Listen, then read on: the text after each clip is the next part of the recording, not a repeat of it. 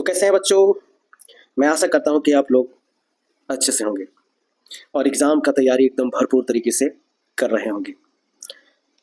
तो स्टूडेंट्स, ऐसा है कि भाई 10 तारीख को आप लोगों का एग्ज़ाम होने वाला है और आप तैयारी करके एकदम मस्त होंगे। लेकिन जैक बोर्ड द्वारा जो है मॉडल पेपर जो है जारी किया गया है, तो उम्मीदतः इस टाइप के ही प्रश्न पूछे जाएंगे जो कि आप लोगों को बेहद ज़रूरी है इसे पढ़ना और समझना। आपको सबसे पहली बात एक बता दें कि आज ये वीडियो लाया हूँ उस सब्जेक्ट साइंस के लिए हो, क्योंकि साइंस सब्जेक्ट में बहुत कन्फ्यूजन होता है, तो ये सब्जेक्ट को लेकर के आया हूँ।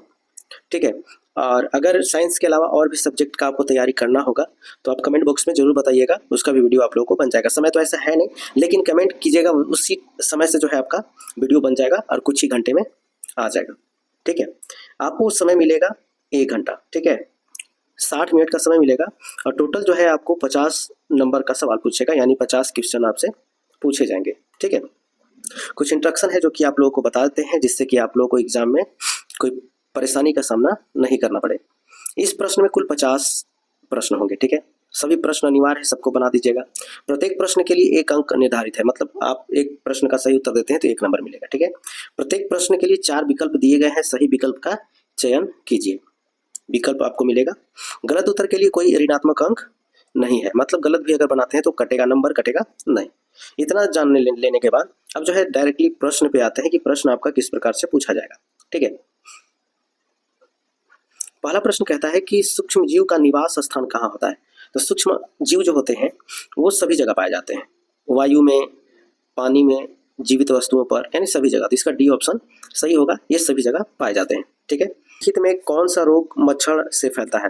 यानी मच्छर से जो है फैलता है कौन? पोलियो तो नहीं फैलता है। ठीक है, हैजा भी नहीं फैलता है, रिंगवर्म भी नहीं फैलता है, तो मलेरिया जो है मच्छर से फैलता है। ठीक है, मच्छर क्या करता है? प्लाज्मोडियम जीवाणु को शरीर के अंदर क्या करता है? इंजेक्ट कर देता है, जिसके वजह से मलेरिया रोग होता है, याद रखिए।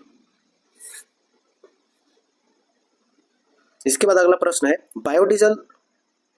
बायोडीजल के निर्माण में कौन सा सूक्ष्म जीव सहायक है? तो इसका सही आंसर शैवाल, यानी कि बायोडीजल जो है शैवाल से बनाया जाता है। ठीक है, याद रखिएगा। अब इसके बाद जो है अगला प्रश्न है, निम्न में से सबसे बड़ी कोशिका कौन है?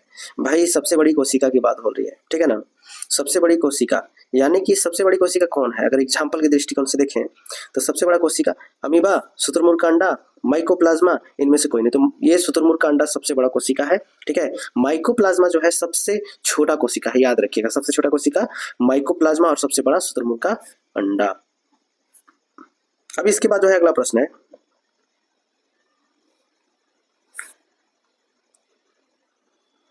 इसके बाद प्रश्न है, कोशिका के किस भाग में गुणसूत्र उपस्थित होता है? तो भाई कोशिका का कौन सा भाग में गुणसूत्र होता है? तो केंद्रक में होता है। क्या होता है? केंद्रक में, याद रखिएगा। ठीक है, इसका सही आंसर क्या हो जाएगा? केंद्रक। अब इसके बाद जो है अगला प्रश्न कहता है कि किस धातु की भौतिक अवस्था द्रव रूप में होती है? तो किस धातु की भौतिक अवस्था द्रव रूप में होती है? याद रखिए, तो धातु पारा जो होता है वो द्रव रूप में पाया जाता है। ये धातु है लेकिन ये द्रव के रूप में पाया जाता है, पारा। ठीक है, अगला जो प्रश्न है, एक्सरे करने हेतु किस धातु का उपयोग किया जाता है? तो भाई एक्सरे करने हेतु किस धातु का प्रयोग किया जाएगा? तो सीसा का। ठीक है, याद रखिए, है ना, सीसा का यहाँ पे प्रयोग होता है, लेड का होता है। अब अगला प्रश्न है, झारखंड के जादूगोड़ा में कह रहा है कि जादूगोड़ा में किस धातु की प्रचुरता है? ठीक ना, तो यूरेनियम सबसे ज्यादा वहां पे मिलता है। क्या मिलता है? यूरेनियम, याद रखिएगा, जादूगोड़ा में यूरेनियम मिलता है। तो क्वेश्चन 9 कहता है कि धातुओं का वह गुण जिससे वह पीट कर चादर बनाई जा सकती है। तो वह धातु का कौन सा ऐसा गुण है ना, जिसमें पीट कर चादर बनाई जा सकती है? तो भाई आपको पता है, तन्यता नहीं होगा, आघातवर्धनीयता, कुचालकता, लचीलापन। तो इसका सही आंसर हो जाएगा आघातवर्धनीयता। आघातवर्धनीयता का मतलब होता है कि जब हम किसी धातु को पीटते हैं तो प्लेट जैसा हो जाता है। कैसा था? प्लेट जैसा हो जाता है, चौड़ा, यानी कि चादर की तरह हो जाता है। ये गुण जो है धातुओं में होता है। तन्यता में देखिएगा तो तन्यता का मतलब कि हम इसका वायर बना सकते हैं, बहुत दूर तक इसको खींच सकते हैं।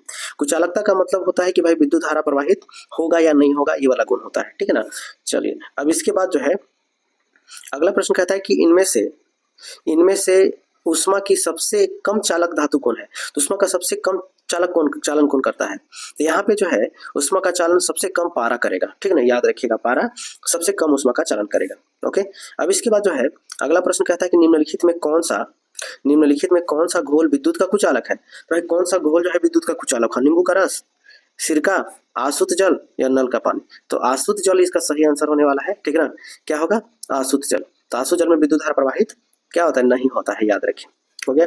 इसके बाद जो है अगला प्रश्न है, कहता है कि किसी धातु पर इच्छित धातु की परत निक्षेपित करने की प्रक्रिया क्या कहलाती है? तो इसका सही आंसर हो जाएगा क्या चीज? विद्युत लेपन। यानी कि एक धातु पर दूसरे धातु की परत चढ़ाने को क्या कहते हैं, यही पूछा जा रहा है।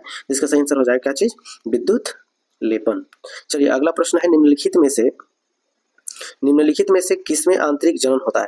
तो भाई आंतरिक जनन किसमें होता है? मछली में तो, मेढक में तो बाहर होता है, ठीक ना, बाहर होता है। मछली में भी यहाँ देखा जाए तो बाहर ही होगा, ठीक। तो इसका आंसर हो जाएगा मुर्गी, यानी कि मुर्गी में आंतरिक जनन होता है, याद रखिए, ठीक है। एक बाह्य जनन हो गया, एक आंतरिक जनन हो गया। तो बाह्य जनन मछली, मेढक, स्टारफिश में होता है, मुर्गी में आंतरिक जनन होता है। चलिए अगला प्रश्न कहता है कि हाइड्रा में जनन की विधि है। आपको बताना है कि हाइड्रा में कौन सा विधि से जनन होता है। तो भाई हाइड्रा में जो है ना, मुकुलन होता है। क्या होता है? मुकुलन, याद रखिएगा, मुकुल। यानी कि एक हाइड्रा होता है और इसमें छोटा सा मुकुल निकलता है और यही मुकुल बड़ा होकर के एक नया हाइड्रा बन जाता है, ठीक है ना, याद रखिए। तो ये मुकुलन जो है हाइड्रा में जनन की एक विधि है। आगे चलते हैं, पृथ्वी की सतह से ऊंचाई के बढ़ने के साथ साथ वायुमंडलीय दबाव क्या होता है? तो देखिए पृथ्वी की सतह पर जो है ना, गैस का जो प्रेशर होता है वो ज्यादा होता है, ठीक ना, याद रखिए। जैसे जैसे आप वायुमंडल में ऊपर जाते जाइएगा, दबाव क्या होते जाएगा? घटते जाएगा, याद रखिए। क्या होते जाएगा? घटते जाएगा, ठीक ना, याद रखिए। अब अगला जो प्रश्न है कि दाब का मात्रक क्या है? भाई दाब का मात्रक कहा जा रहा है, तो दाब का मात्रक होता है क्या चीज? पास्कल भी होता है, न्यूटन प्रति वर्ग मीटर भी होता है, याद रखिए, दोनों होता है। इसमें ऑप्शन क्या है? दोनों। इसका सही आंसर हो जाएगा दोनों होता है, ठीक है। पास्कल भी होता है और न्यूटन पर स्क्वायर मीटर भी होता है, यानी कि सी ऑप्शन इसका सही है। निम्नांकित, अब अगला जो प्रश्न है, अगला प्रश्न कहता है, देखिएगा मजा आने वाला है, ठीक ना। इस एग्जाम में आप लोग एकदम पूरा अच्छी से तैयारी किए हैं, एकदम गर्दा उड़ा दीजिएगा, ठीक ना। आगे चलते हैं, निम्नांकित बलों में कौन सा संपर्कित बल है? तो संपर्कित बल आपको पता करना है, यानी जो संपर्क जब तक नहीं होगा तो बल कार्य नहीं करेगा, वैसा बल। तो यहाँ पे देखिए चुंबकीय बल ये संपर्कित बल नहीं है, ठीक ना। घर्षण बल ये संपर्कित बल है, याद रखिए। गुरुत्व बल ये भी संपर्कित बल नहीं है। स्थिर विद्युत बल भी अगर देखा जाए यहाँ पर, तो स्थिर विद्युत बल भी आपका संपर्कित बल नहीं है। तो घर्षण बल क्या है? संपर्कित बल है, क्योंकि घर्षण जो है उस संपर्क में आने से ही होगा, ठीक ना। यस। अगला जो है, निम्नलिखित में कौन सा पदार्थ अदहनशील है? अदहनशील, ठीक है ना, अदहनशील मतलब जलेगा नहीं, सीधी सी बात है। तो लकड़ी जल जाता है, बिल्कुल। पेट्रोल भी जल जाएगा, कोयला भी जल जाएगा, पत्थर नहीं जलेगा। तो पत्थर इसका सही आंसर है, याद रखिए, ओके। अब इसके बाद अगला प्रश्न है कि किसी पदार्थ के दहन का पोषक पदार्थ क्या है? तो देखिए कोई पदार्थ अगर मान लीजिए दहन हो रहा है तो उसके लिए जरूरी क्या है ना, तो ऑक्सीजन इसके लिए जरूरी है, क्योंकि बिना ऑक्सीजन के दहन किसी का होगा नहीं, ठीक है। अब कार्बन डाइऑक्साइड, तो भाई कार्बन डाइऑक्साइड आग को बुझा देता है, जल भी बुझा देगा, आग को जरूरत नहीं है। कार्बन मोनोऑक्साइड भी जो है कहीं ना कहीं इसका पोषक पदार्थ नहीं है, तो इसका सही आंसर ऑक्सीजन है, क्योंकि ऑक्सीजन की उपस्थिति में ही दहन होता है किसी भी पदार्थ का। आगे चलते हैं, कहता है कि किसी ज्वाला का सबसे अधिक गर्म भाग कौन सा है? तो किसी ज्वाला का सबसे अधिक गर्म भाग जो है कौन होता है? अगर देखा जाए यहाँ पर, तो इसका सही हो जाएगा सबसे बाहरी भाग। सबसे बाहरी भाग जो है अधिक गर्म होता है इसका, ठीक ना, याद रखिए, लौका। अब इसके बाद जो है, निम्नलिखित में कौन दो गुणसूत्र मिलकर नर शिशु रूप में विकसित होता है?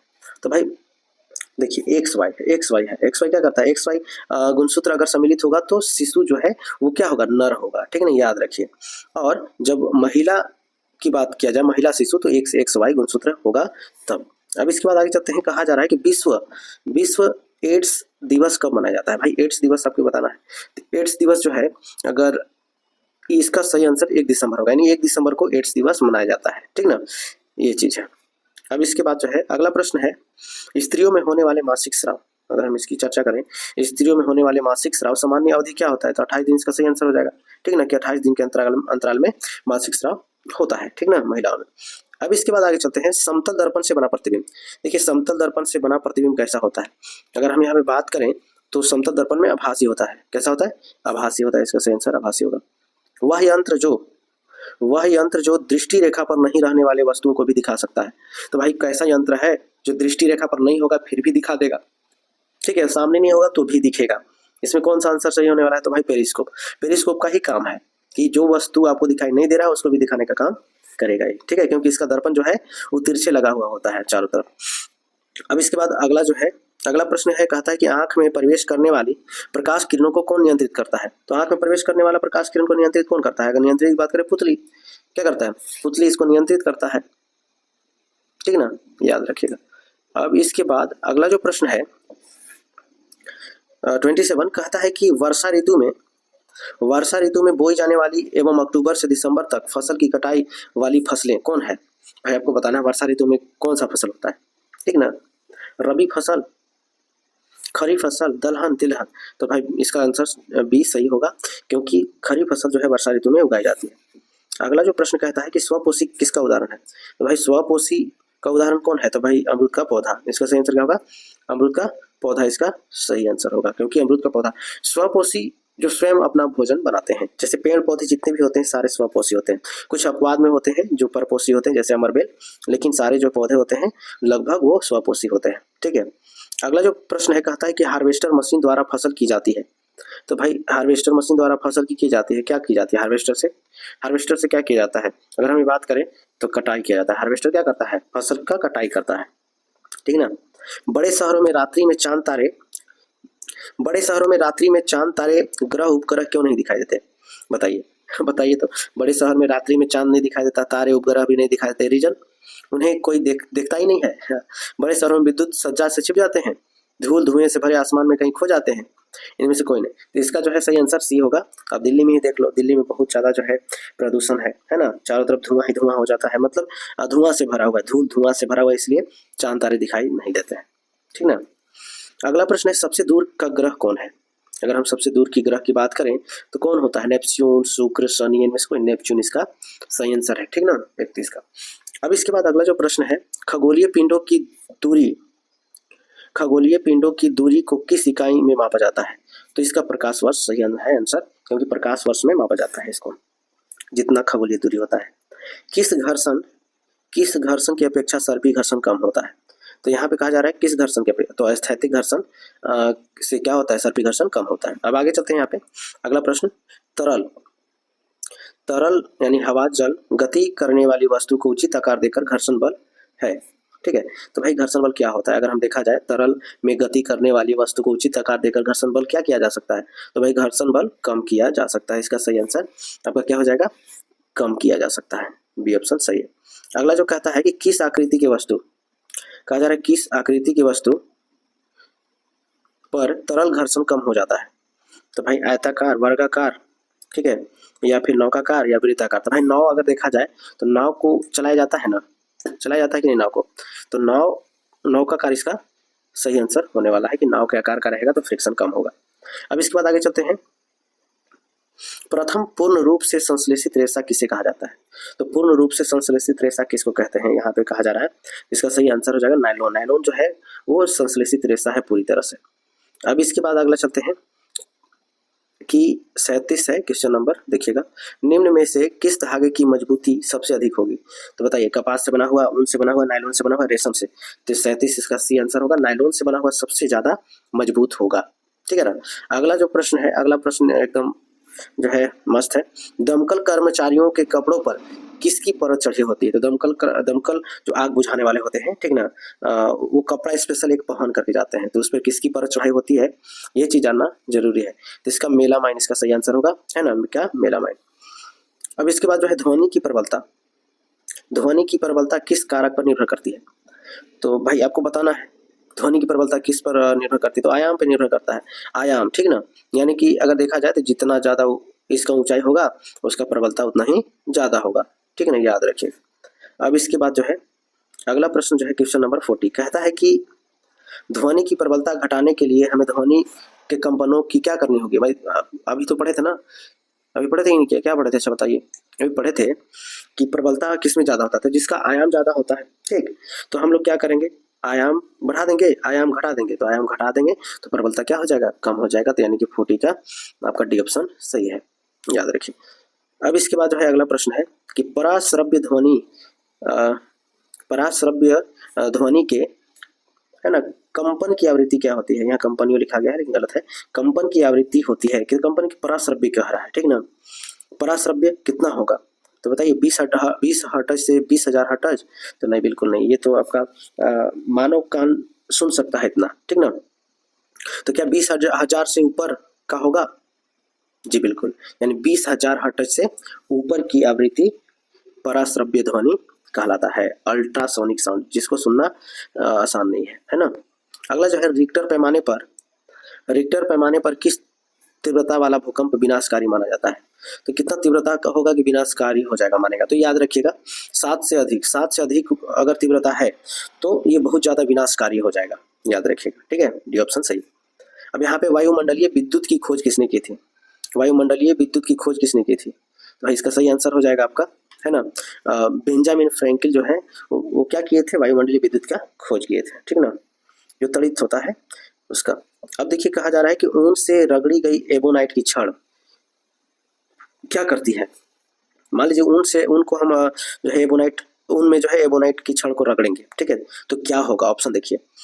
ऊन से अगर हम बात करें, ऊन से रगड़ी गई एबोनाइट की दूसरी छड़ को आकर्षित करती है, जी बिल्कुल नहीं, क्योंकि आपको पता है कि एबोनाइट का छड़ दूर रहेगा तो दोनों पर पॉजिटिव आवेश आएगा, और पॉजिटिव आवेश एक दूसरे को प्रतिकर्षित करती है, ना कि आकर्षित, ठीक ना, ये चीजें हैं।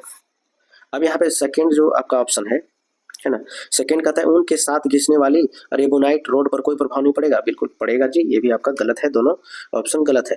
तीसरा, रेशम से रगड़ी हुई कांच की छड़ को आकर्षित करेगा, तो भाई नहीं, रेशम से रगड़ी हुई कांच की छड़ को आकर्षित नहीं करेगा। रेशम से रगड़ी गई कांच छड़ को प्रतिकर्षित करके, बिल्कुल, यानी कि डी ऑप्शन इसका सही होने वाला है, ठीक है। अगला जो आंसर है आपका, अगला जो प्रश्न है, कहता है कि वायुमंडल में किन गैसों की वृद्धि से विश्व तापन की समस्या हो रही है, यानी कि भाई वार्मिंग, ग्लोबल वार्मिंग क्यों हो रहा है, कौन सा गैस की वृद्धि से, तो भाई sulphur dioxide no, nitrogen no, carbon dioxide, methane, बिल्कुल सही आंसर, सी ऑप्शन जो है सही है, कार्बन डाइऑक्साइड, ठीक है, और मीथेन जो है गैस, ये दोनों क्या कर रहे हैं, पृथ्वी पर उष्मा यानी कि उष्णता को बढ़ा रहे हैं, ग्लोबल वार्मिंग बढ़ा रहे हैं। यहाँ पे देखिएगा पृथ्वी पर, अगला प्रश्न कहता है कि पृथ्वी पर पाई जाने वाली विशाल विवर्तनिक प्लेट की संख्या, तो विवर्तनिक प्लेटों की संख्या अगर देखा जाए यहाँ पे तो कितनी है ना, तो इसका सही आंसर 6, विवर्तनिक प्लेट की संख्या जो है 6 है, याद रखिएगा, ये एग्जाम में आ सकता है। ताजमहल में लगे पत्थरों का क्षरण हो रहा है, इसका मुख्य कारण क्या है, तो भाई अम्ल वर्षा, है ना, अम्ल वर्षा क्या कर रहा है, एसिड, आपको पता ही ताजमहल जो है संगमरमर से बना हुआ है, संगमरमर जो होता है वो होता है कैल्शियम कार्बोनेट, और कैल्शियम कार्बोनेट पर जब अम्ल जाएगा, अम्ल से वो अभिक्रिया करेगा तो क्या होगा, एक प्रकार से ताजमहल का रंग जो है वो धूसर हो जाएगा, ठीक ना, हो जा रहा है। अब देखिए अगला जो है द्वितीय प्रदूषक, अगर हम यहाँ पे बात करें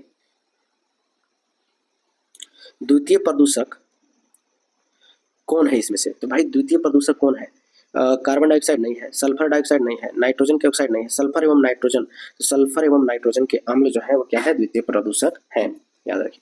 अगला जो प्रश्न है कहता है कि कुछ प्रजातियों का विलुप्त होना, यानी कि कुछ प्रजातियों का विलुप्त होने और गायब होने का क्या कारण है, आवासों का विनाश, पेड़ लगाना, वनों का संरक्षण या शिकार।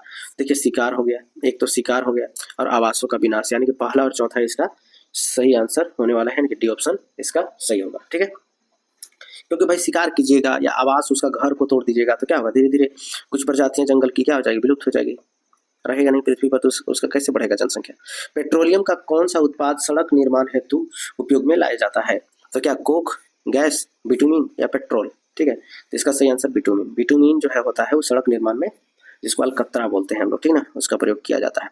तो ये टोटल अगर देखा जाए तो ये टोटल 50 क्वेश्चन है, जो आपके एग्जाम के लिए 10 तारीख का जो एग्जाम है उसके लिए बहुत ही महत्वपूर्ण है।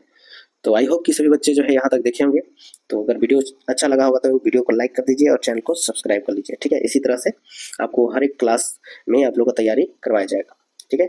जय हिंद, जय भारत।